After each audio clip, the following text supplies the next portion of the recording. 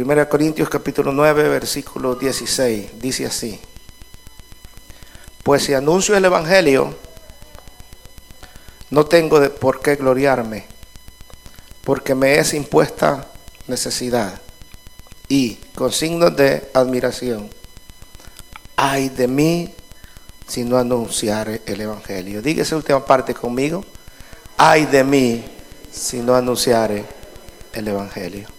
Pueden sentarse.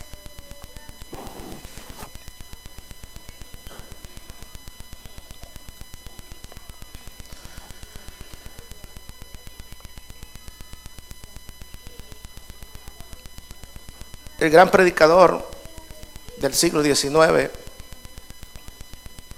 Spurgeon, escribió un libro que le tituló El ganador de almas. Este libro fue producto de una serie de mensajes que él pronunció, una serie de conferencias a los estudiantes de su curso pastoral.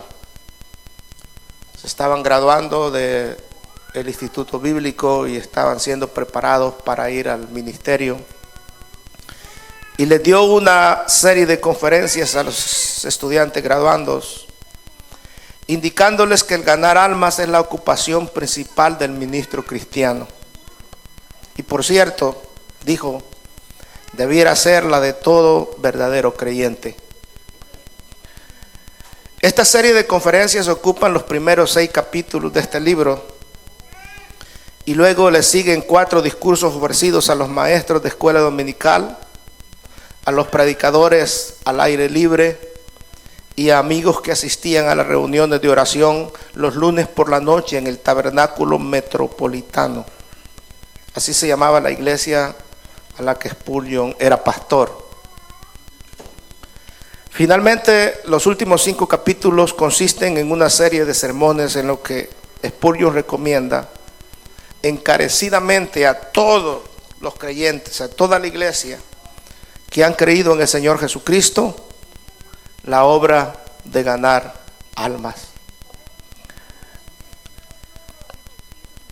Todo cristiano debemos ser ganadores de almas. Lo sabemos. Dios nos ha llamado para ganar almas.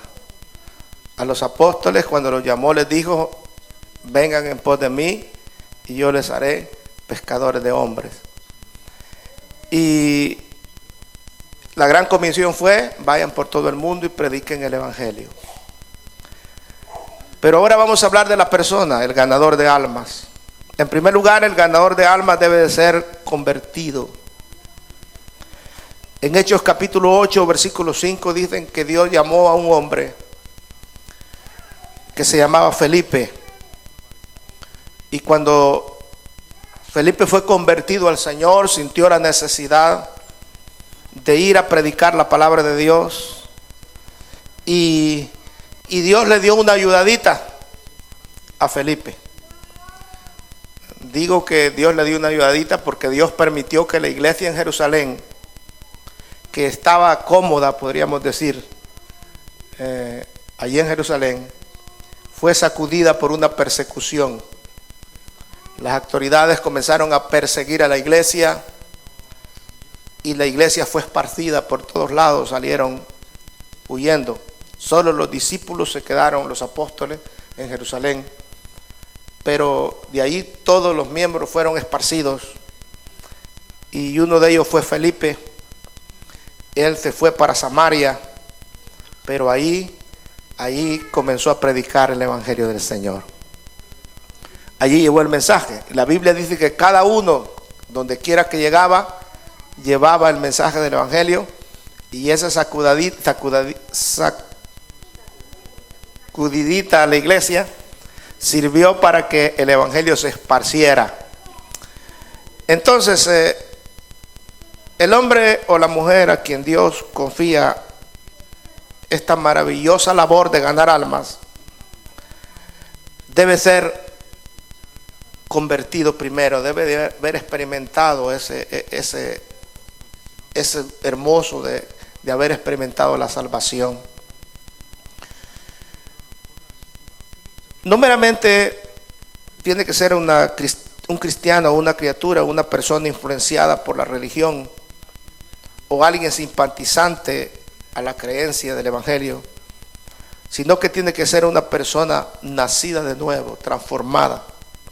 Tito 3:5 dice: nos salvó no por obras de justicia que nosotros hubiéramos hecho, sino por su misericordia, por el lavamiento de la regeneración y por la renovación en el Espíritu Santo. Y en el capítulo 3 de Juan, versículo 3 al 5, dice: respondiendo Jesús y le dijo: de cierto te digo, que el que no naciere de nuevo no puede ver el reino de Dios. Nicodemo le dijo: ¿cómo puede un hombre nacer siendo viejo? ¿Puede acaso entrar por segunda vez en el vientre de su madre y nacer? Jesús respondió: de cierto te digo, que el que no naciere de agua y del Espíritu no puede entrar en el reino de Dios. Es necesario experimentar la salvación de nuestra alma. Les dije el domingo pasado que yo he oído o he visto gente que es inconversa, que predica el Evangelio y no ha aceptado a Jesús y lo predica. Hay gente que no es cristiana y manda sus diezmos a una iglesia cristiana porque ha aprendido de que esa forma Dios va a bendecirlo. Pero lo que Dios más quiere es que usted entregue su corazón al Señor, ¿verdad? Que usted mismo entregue su corazón al Señor.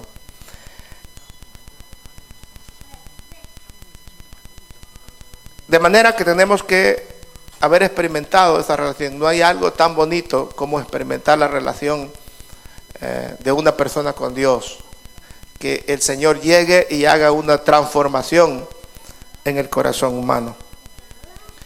Es preciso haber experimentado eso. Se llama conversión. Muchos creyentes no tienen certeza de su verdadera conversión, así como otros creen ser verdaderos convertidos, pero no dan testimonio de Cristo, de ese Cristo que los transformó. Conversión, metanoia, ¿verdad? Es la palabra transformar. De ahí viene la palabra metamorfosis, que ¿verdad? Es una transformación que hace un gusano al transformarse en mariposa. Y es algo tremendo eso de la metamorfosis, porque un gusano metido en un capullo ahí está hasta que sufre el proceso de convertirse en una bella mariposa.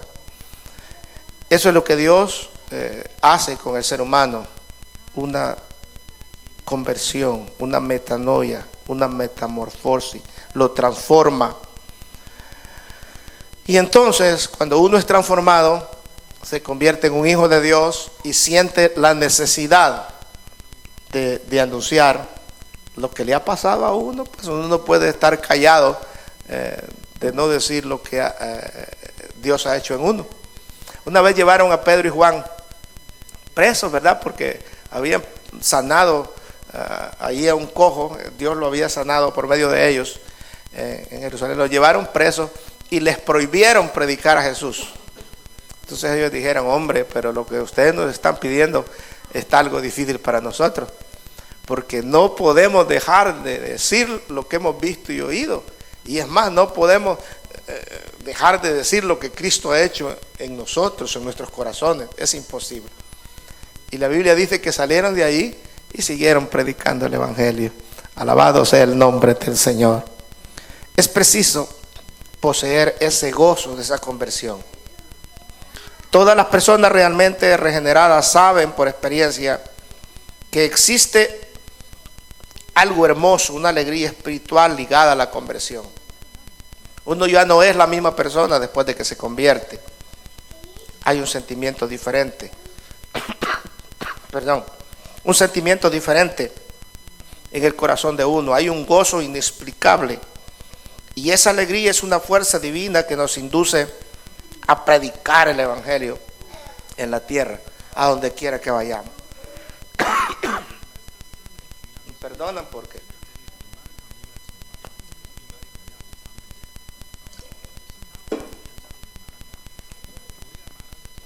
mire lo que dice San Juan capítulo 4 versículos 28 al 39. Les voy a leer mucha Biblia porque estos mensajes son un poco de enseñanza también. Entonces la mujer dejó su cántaro y fue a la ciudad. Y dijo a los hombres: venid, ved a un hombre que me ha dicho todo cuanto he hecho. ¿No será este el Cristo? Entonces salieron de la ciudad y vinieron a él. Entre tanto los discípulos le rogaban diciendo: Rabí, come. Él les dijo: yo tengo una comida que comer que vosotros no sabéis. Entonces los discípulos decían unos a otros: ¿le habrá traído alguien de comer? Jesús les dijo: mi comida es que haga la voluntad del que me envió y que acabe su obra. ¿No decís vosotros: aún faltan 4 meses para que llegue la siega? He aquí os digo: alzad vuestros ojos y mirad los campos, porque ya están blancos para la siega. Y el que siega recibe salario y recoge fruto para vida eterna, para que el que siembra goce juntamente con el que siega. Porque en esto es verdadero el dicho: uno es el que siembra y otro es el que siega. Yo os he enviado a segar lo que vosotros no labrasteis. Otros labraron y vosotros habéis entrado en sus labores. Y muchos de los samaritanos de aquella ciudad creyeron en él por la palabra de la mujer, que daba testimonio diciendo: me dijo todo lo que he hecho. Note el mensaje de la mujer: vengan, aquí hay un hombre que me ha dicho todo lo que yo he hecho. ¿No será este el Cristo? Era el mensaje de la mujer. Ella iba llena de gozo porque había encontrado a una persona allí en el pozo de Jacob y le había dicho toda la verdad. Y ella fue, lo expuso al pueblo y muchos samaritanos creyeron en él. Es preciso, hermanos, poseer esos frutos de la conversión para que nosotros podamos ser testigos del Señor. La conversión genuina produce frutos.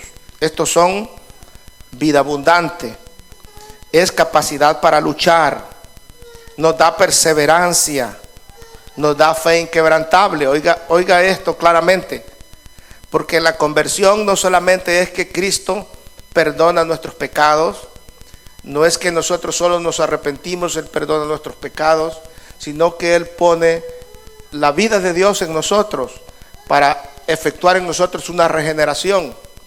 Y en ese momento, usted que no podía, ahora puede, porque el Señor le menciona lo que nos da. Nos da vida abundante, capacidad para luchar, capacidad para perseverar, y nos da una fe inquebrantable. Y todo esto son cosas que acompañan a esta salvación cuando aceptamos a Cristo. Alguien puede decir: no, hombre, yo reconozco que el Evangelio es la verdad, pero no puedo dejar esto, no puedo dejar aquello, tengo muchos problemas. No, señores, jamás lo va a poder por su propia cuenta. Jesús dice: venid a mí así como estás. Y cuando usted viene y eso es operado, esa regeneración en la vida del ser humano, entonces ahí vienen las fuerzas, todas estas que les he mencionado. Se las vuelvo a repetir: vida abundante, capacidad para luchar, capacidad para perseverar y la fe inquebrantable. Pero yo quiero hablarle de algo más todavía. El escritor de Hebreos capítulo 6 versículo 9 dice: tenemos todas esas cosas, pero también estamos persuadidos de cosas mejores que pertenecen a la salvación. Hay otras cosas mejores que pertenecen a la salvación y son indispensables para aquellos que desean ganar almas.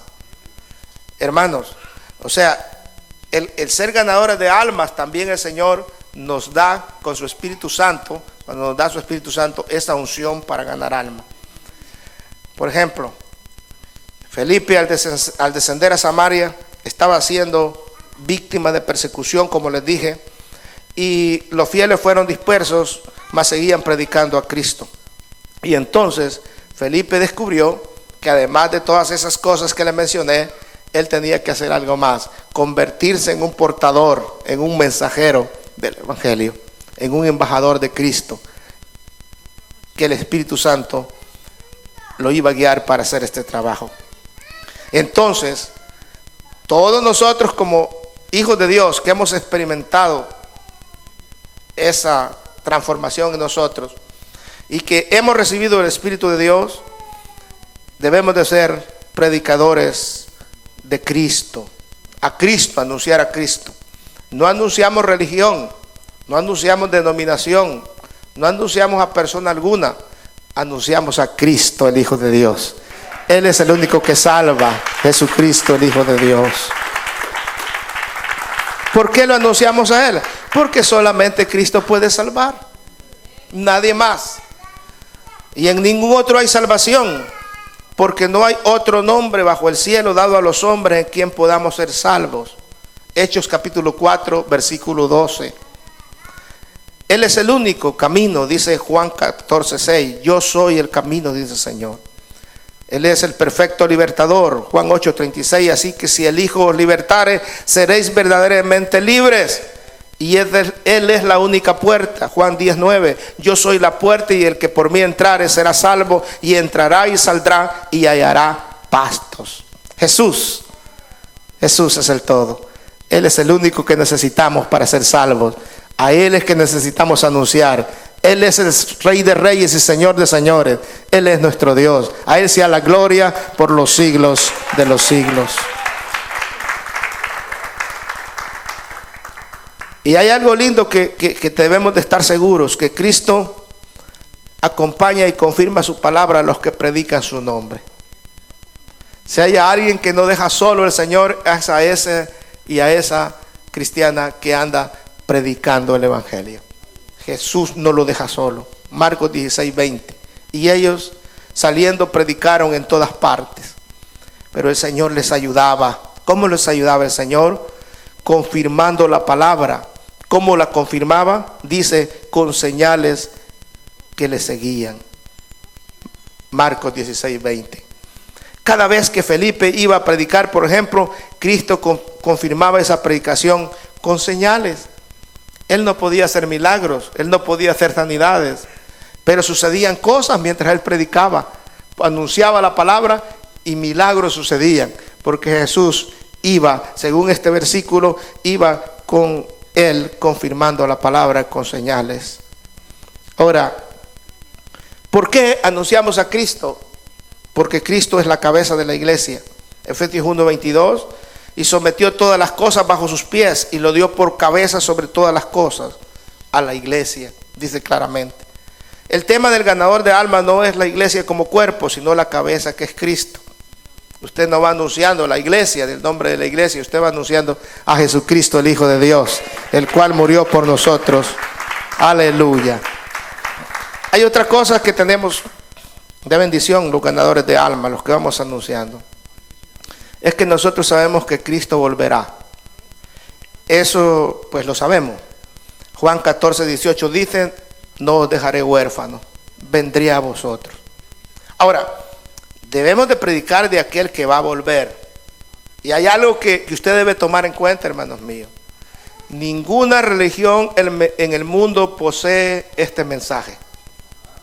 El mensaje de que su líder va a regresar. Por ejemplo, los budistas no predican que Buda va a resucitar y va a venir a bendecirlos o a estar con ellos, a salvarlos. Ni Mahoma, los musulmanes no predican, no pueden decir que va a regresar Mahoma, porque no es Dios. Ni Buda tampoco es Dios, ni Confucio tampoco es Dios. Amén. Pero el Evangelio, nosotros que predicamos el Evangelio tenemos este mensaje, y es un mensaje central de la predicación del Evangelio. Y lo predicamos y debemos predicarlo. Cristo volverá otra vez. Cristo está a las puertas. Jesús levantará su iglesia. Jesús ha prometido regresar. Cada vez que alguien predica a Cristo y habla de su venida, eso conforta los corazones. No solamente de uno como predicador, pero el pecador se da cuenta que nosotros no predicamos cualquier religión o cualquier Dios o cualquier hombre de la tierra. Predicamos al Dios de dioses y Señor de señores, al cual ha prometido regresar. Dice 1 Tesalonicenses 1:10, y esperar de los cielos a su Hijo, al cual resucitó de los muertos, a Jesús, quien nos libra de la ira venidera. Y con seguridad lo anunciamos y lo esperamos. Es un mensaje, hermano, que nadie lo tiene, solamente nosotros. Y hay que predicarlo, porque esta es nuestra misión. Fíjate que este mensaje nuestro es un mensaje muy espiritual y por lo tanto el ganador de almas tiene que ser espiritual. Allí en Hechos capítulo 8 versículos 6 y 7, lo mismo en la historia de Felipe, dice así: y la gente unánime escuchaba atentamente las cosas que decía Felipe. Le llamaba la atención lo que predicaba Felipe, oyendo y viendo las señales que hacía, porque de muchos que tenían espíritus inmundos salían estos dando grandes voces, y muchos paralíticos y cojos eran sanados. Pablo escribe a los Corintios respecto a los 3 hombres situados en el plano espiritual. Él escribe y dice que hay un hombre natural, un hombre carnal y un hombre espiritual. El hombre natural no conoce a Dios. El hombre carnal no tiene fuerzas para obedecer a Dios.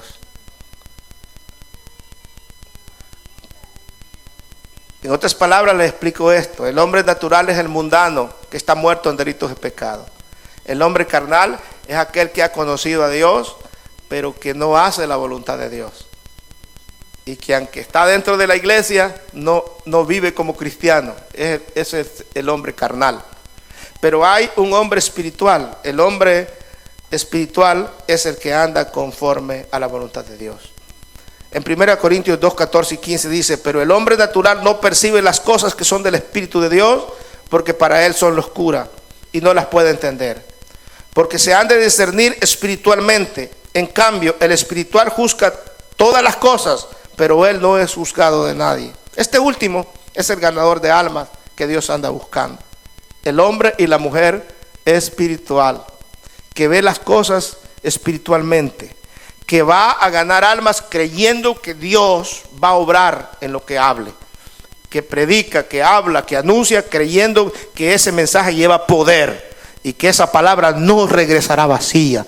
Y que ve que el diablo, hermanos, tiene que sujetarse a la autoridad del poder de Dios y de la palabra. Y va creyéndolo así. Y Dios lo honra porque este trabajo es espiritual.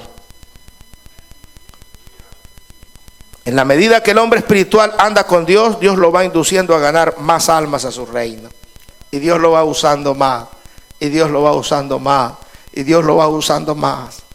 Hechos 26, 18 dice: pero levántate y ponte sobre tus pies, porque para esto he aparecido a ti, para ponerte por ministro y testigo de las cosas que has visto y de aquellas que me apareceré a ti. Le está hablando a Pablo el Señor, cuando él se le apareció.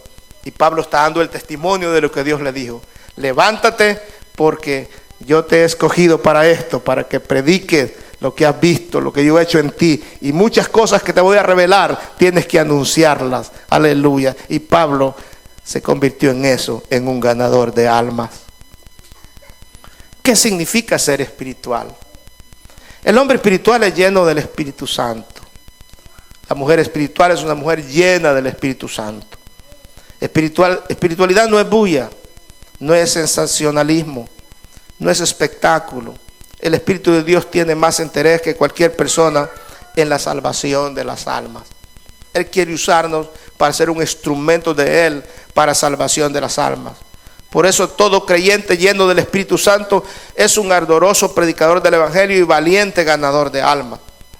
Es imposible que un hombre que sea lleno del Espíritu Santo, una mujer llena del Espíritu Santo, no sienta la necesidad de predicar esta palabra a las personas que lo necesitan, de decirle a la gente lo que Dios ha hecho en su vida, de contarle a la gente cómo Dios ha transformado su vida. El hombre espiritual es dirigido por el Espíritu Santo, por supuesto. Salmo 48, 14 dice: porque este Dios es Dios nuestro eternamente y para siempre. Él nos guiará aún más allá de la muerte. Cuando un hombre es dirigido por sí mismo, él vive la necesidad de grandes y selectos, podríamos decir, sueña quizás en grandes y selectos auditorios, en que la gente lo reconozca, en que la gente lo oiga como un orador famoso, en darse a conocer él mismo. Pero el que es dirigido por el Espíritu Santo procura que Dios sea glorificado. A Él sea la gloria, aleluya, como decía Juan: a mí me conviene menguar y que Él sea exaltado, porque la gloria es del Señor.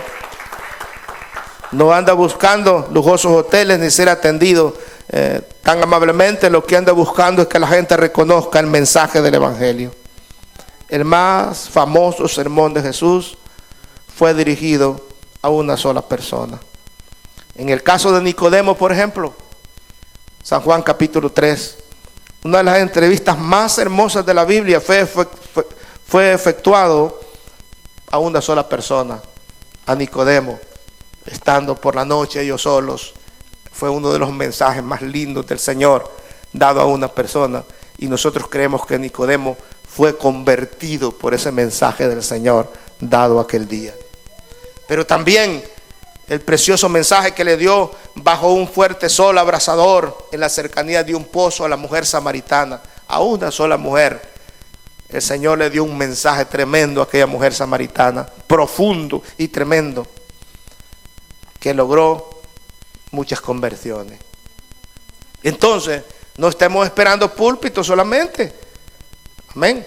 Claro, Dios nos ha llamado a predicar de púlpito. Si Dios lo llama a predicar de púlpito y le da ese don de hablar bonito y hablarle a la gente, gloria a Dios por eso. Pero podemos predicar nuestro mejor sermón a una sola persona, en la casa, en la calle, en la escuela, donde en el trabajo, donde sea. Dios puede usarnos para predicar nuestro mejor sermón. Y no solamente para eso, sino que para que se convierta un alma. Y no solo un alma, sino que muchas almas a través de esa alma que vamos a ganar para Cristo. El hombre espiritual, por tanto, es dominado por el Espíritu. Ser dominado por el Espíritu no significa que nuestras facultades pierdan el control y se pase a ser un instrumento autónomo del Espíritu, como un robot. No, el dominio del Espíritu Santo consiste en una sumisión consciente y progresiva de parte del creyente en referencia a su palabra. Cuando un creyente es dominado por el Espíritu, todo su ser, espíritu, cuerpo y alma, permanece lleno de poder divino y de la capacidad de hacer grandes obras que Dios ha prometido a los suyos. Es así como ocurren milagros, es aquí como ocurren a veces maravillas, sanidades, para la gloria de Dios. Pero uno no tiene que andar buscando milagros, ni sanidades, ni maravillas. Uno lo que tiene que hacer es predicar la palabra, y ahí van a suceder como señales. Amén. Dios se va a glorificar porque Él va a honrar su palabra para que su palabra llegue al corazón de los hombres. Ahí Dios se va a manifestar. No vamos porque si anduviéramos buscando hacer milagros, entonces mejor váyase a un hospital y ahí póngase a orar por los enfermos, ¿verdad? Y dígale, mire, se va a sanar y haga espectáculo. Pero no andamos haciendo eso. Andamos tratando del corazón de la gente se convierta a Cristo. Claro, Cristo va a hacer sanidad, sí lo creemos, porque es un mensaje espiritual, como lo hacía con Felipe. Va a suceder milagros y maravillas, pero el milagro más grande será la conversión de un alma. Y cuarto, el ganador de almas debe conocer la Biblia. En la misma historia de Felipe, Hechos capítulo 8, versículo 30 al 35, descubrimos que Felipe conocía la palabra de Dios. Él se acercó a aquel carruaje de aquel hombre etíope que iba, y el hombre iba leyendo la Biblia. Exactamente el libro del profeta Isaías, el rollo. No existía la Biblia así como un volumen de 66 libros, sino que estaba en rollos. Iba leyendo el libro de Isaías, el rollo. Pero Felipe conocía más que eso. Conocía mucha Biblia. Y el Espíritu Santo le dijo a Felipe, acércate al carruaje.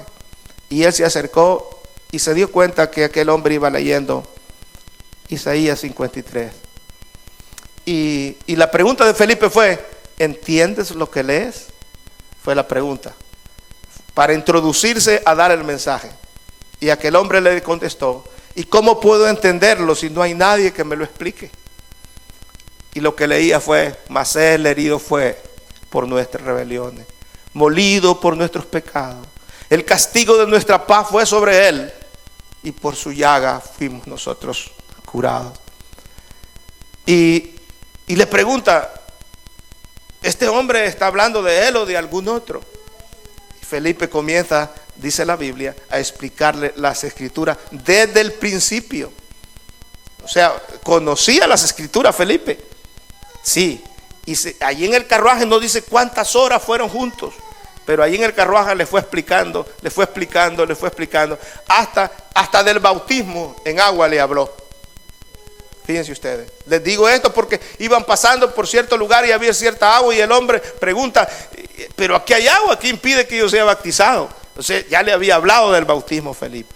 Entonces Felipe le dice, no impide nada, solamente que tú creas en el Señor Jesucristo, que le aceptes como Salvador, tu Salvador personal. Y aprovechó aún para bautizarlo en aquel viaje, Felipe. El conocer la Biblia es importante. Debemos de preocuparnos en instruirnos en la palabra. No vamos a ir a contender afuera, porque para hablarle a una gente que no conoce de Dios, no se necesita tanto. Solamente, como decía la mujer samaritana, mira, me ha dicho todo lo que he hecho, ¿no será este el Cristo? Amén. Y así lo llevó a mucha gente del pueblo de Samaria a conocer a Cristo. Antes íbamos a predicar al Parque MacArthur todos los fines de semana, y allí se habían formado unas banditas de unos 3 o 4 gentes que eran hasta cristianos viejos que habían caído de la gracia y se habían convertido en apóstatas, y ellos andaban buscando hacer el espectáculo, ¿verdad? Y a veces los hermanos caían en eso, y se hacía aquel alboroto, y después venía otro como que estaban organizados, ¿no? Y a querer atacar al hermano bíblicamente, y se hacían. Y un hombre de esos trató de hacer eso conmigo. Después de que terminé de predicar en el parque, se acercó ahí y me dijo, explíqueme eso del diablo. Me dijo, ¿cómo es eso del diablo? Que la Biblia habla acerca del diablo.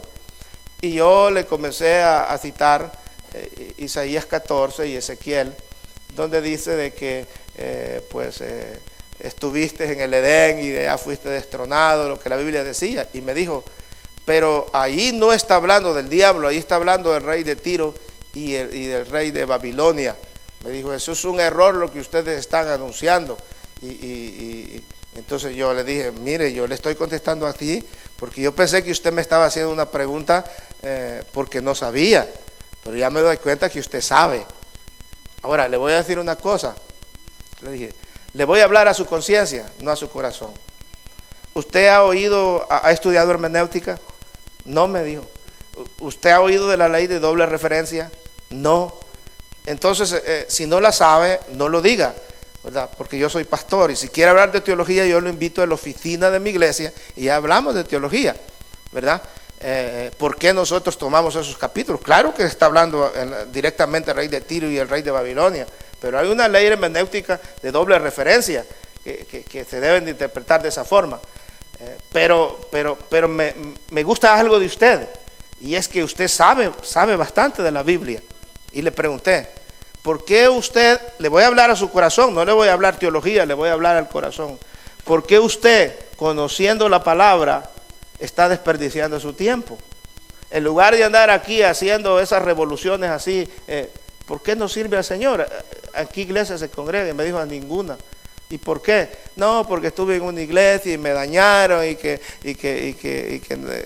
me trataron mal y ahora usted está desperdiciando su tiempo. Y le pregunté, ¿y qué tal que Jesucristo viniera hoy? Usted no puede negar que Jesucristo va a venir otra vez. Por mucho que quiera buscar en la Biblia teológicamente, no puede negarlo. Habrá desperdiciado su tiempo y es posible que se pierda. Y el hombre se quedó pensativo y me dijo, tiene razón, nomás me decía. No vuelva a hacerlo, congréguese en una iglesia, sírvale al Señor.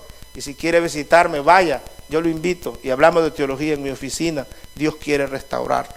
No le dio oportunidad que me hiciera la rueda, ¿verdad? Porque ya se iban acercando a otros 3, pero le hablé al alma. No le voy a hablar de la Biblia, le voy a hablar a su corazón, fueron mis palabras. Porque Dios no nos ha mandado a nosotros a contender. Dios nos ha mandado a nosotros a hablar a la persona que necesita de Dios. Porque hay gente que anda haciendo, y el Espíritu Santo tiene que darle a usted cuando se encuentre con esas clases de personas, hermano.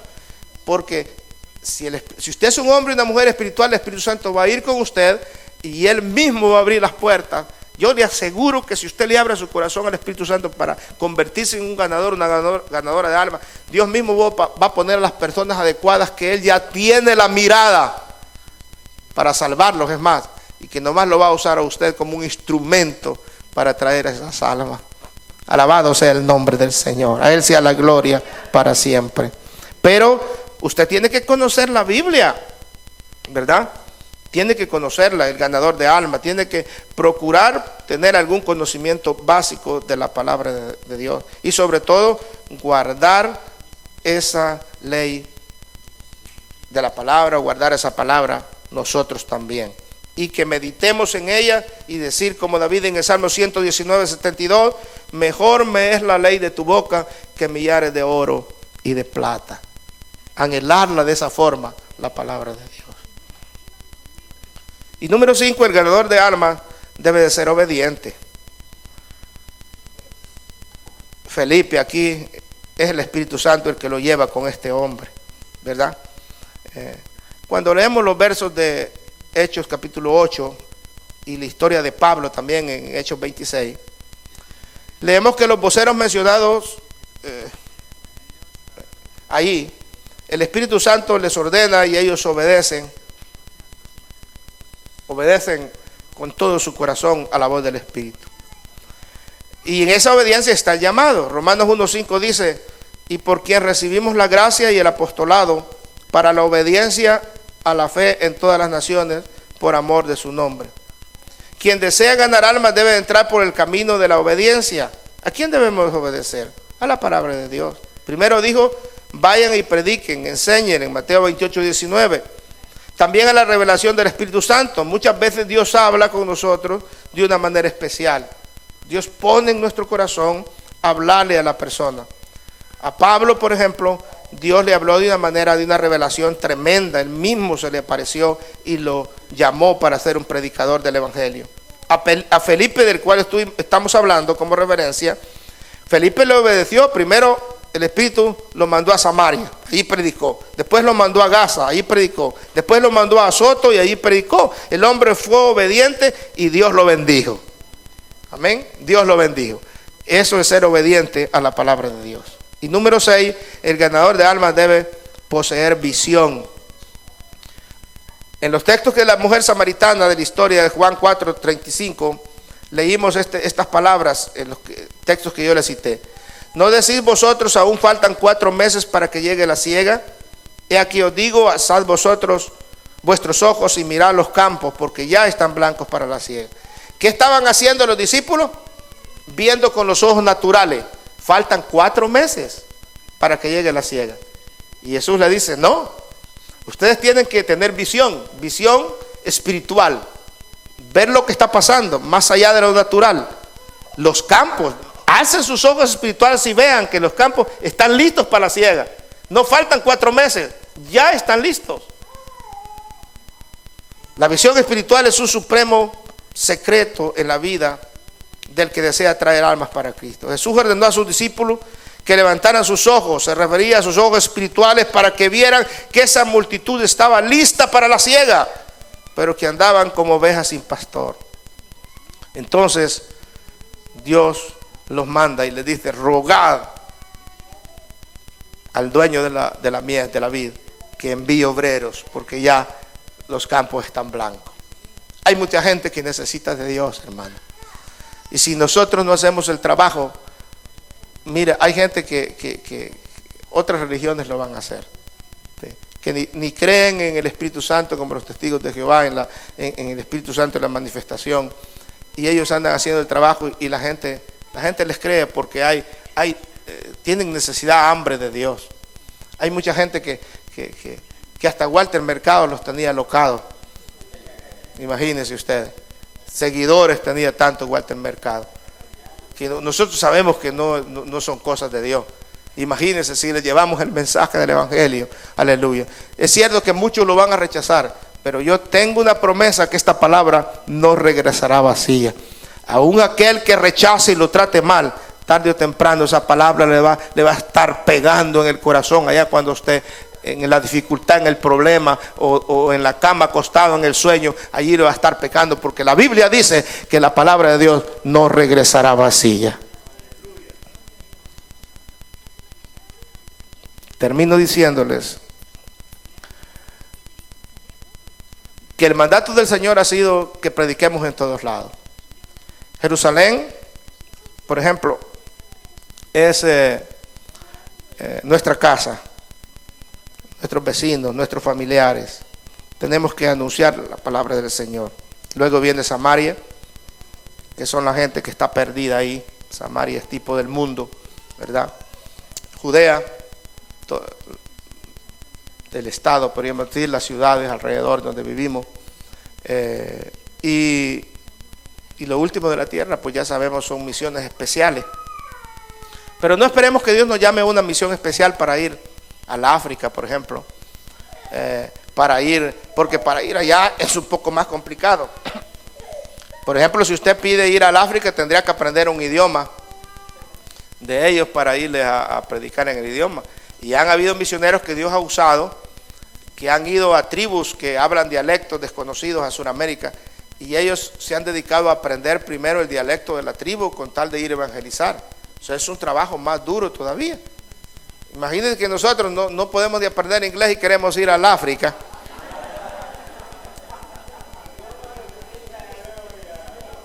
O a China, ¿verdad? Imagínense que no podemos aprender inglés y vamos a aprender mandarín.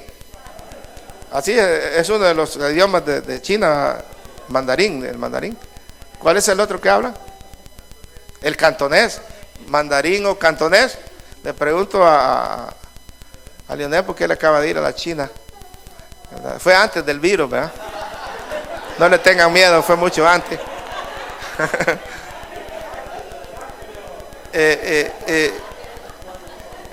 Para que no le salgan huyendo. Si hubiera ido en este tiempo, estuviera en cuarentena ahí. Mandarín o cantonés, y queremos ir a la China a predicar, imagínense. Cuando sus vecinos allí necesitan, que hablan español igual a usted, son en el condado de Los Ángeles, hay unos 4 millones de hispanos de habla español, y muchos de ellos necesitan a Cristo. Así es que Dios puede usarnos a nosotros para llevarles ese mensaje de salvación. Pero sí quiero decirles esto. No debemos nosotros hacernos a un lado al llamado. Todos debemos ser ganadores de alma.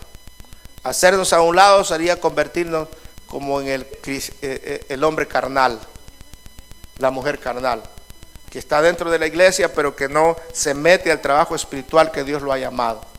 El hombre natural pues está muerto. El hombre animal, el hombre carnal, el hombre animal le llaman algunas traducciones. El hombre natural es el hombre del mundo que está muerto en delitos de pecado. El hombre carnal es aquel que aunque conoce a Dios no quiere vivir conforme a Dios. Y el hombre espiritual es aquel que Dios quiere usar, la mujer espiritual. Jonás, por cuestiones de ética y patriotismo o nacionalismo, fue el blanco de una trágica experiencia de pasar 3 días en el vientre de un pez. Un lugar oscuro, viscoso, maloliente, apretado. Nos habla de un tipo de sufrimiento.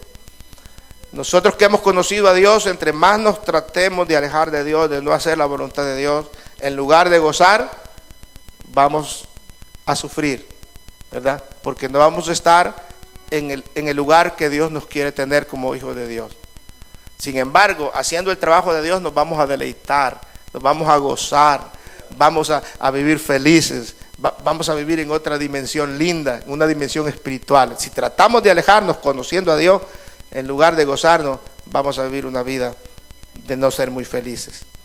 Por eso, si tenemos que sufrir aún, suframos haciendo la obra de Dios, porque Él estará con nosotros hasta el fin. En el Salmo 2, versículo 7 dice, mire lo que dice: pídeme y te daré las naciones. Pídeme y te daré las naciones. Lo primero que tenemos que comenzar a hacer es en nuestras oraciones decirle: Señor, conviérteme en un ganador de almas como tú quieres que sea. O dame un alma, Señor, dame un alma. Hay unos hombres que fueron más allá, ¿verdad? Como en Escocia, ¿cómo se llamaba este misionero, este predicador, que oraba de esta forma? Dame un alma, dame a Escocia, Señor, o me muero. Me das a Escocia o me muero. Era su predicador, era la oración de este misionero. Imagínense, nosotros pudiéramos decir, dame un alma, Señor, no me quiero morir antes que tú me des un alma. Y el Señor se lo va a conceder. Pídeme y te daré las naciones, dice el Señor. Pero tiene que haber ese sentir en el corazón de cada persona. Estemos de pie, por favor.